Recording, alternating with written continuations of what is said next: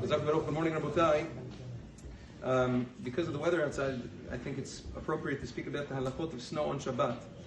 The Bet Yosef, Banana Bet Yosef quotes from the Shibbolei HaLeket, who says that if it rains on Shabbat, even if it wasn't cloudy before Shabbat, even if it was sunny, it got cloudy on Shabbat, and now it rains on Shabbat, what's the muktzah status of that water? Are you allowed to use it to wash? Are you allowed to drink it? So Banana Bet Yosef says it's not muktzah, it's not considered nolad. It was already in the clouds, miba'od yom, and therefore it's not considered muktzeh at all. You can use that water for whatever you want on Shabbat. Similarly, the Har Tzevi and many other great poskim say that the same halacha would apply to snow. Snow, certainly if it fell before Shabbat, but even if it snows on Shabbat, the snow is not muktzeh. You can touch it, you can eat it, you can drink it, whatever you want. You cannot put snow in a cup and crush it up until it melts into a liquid. That's called meraseket barad. That's a totally different isur on Shabbat. That's called nolad. You can't actually crush it. However, what you may do is, you can touch it. What about shoveling snow? Shoveling snow on Shabbat, as long as the ground under the snow, you can't shovel snow from earth because that's going to cause a little bit of harisha. That's going to cause it to get plowed. But if there's asphalt, if there's cement, whatever it is, you are allowed to shovel that snow on Shabbat. It's permissible. What about, Halacha, lo chidush.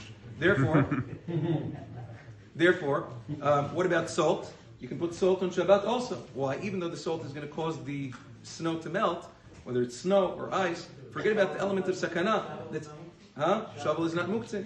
It's a kli shemelachto leisur. Kli shemelachto leisur is permissible for something that is heter on Shabbat. Since shoveling snow is mutar on Shabbat, it's mutar. Shovel is mutar.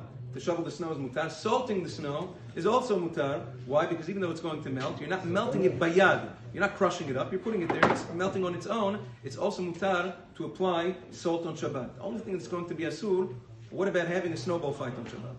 Snowball fight, you have to take snow and you have to make snowballs.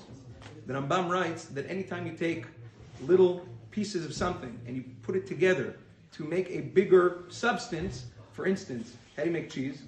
You take the curds of the milk and you add it together until it makes a glob. That's what cheese is.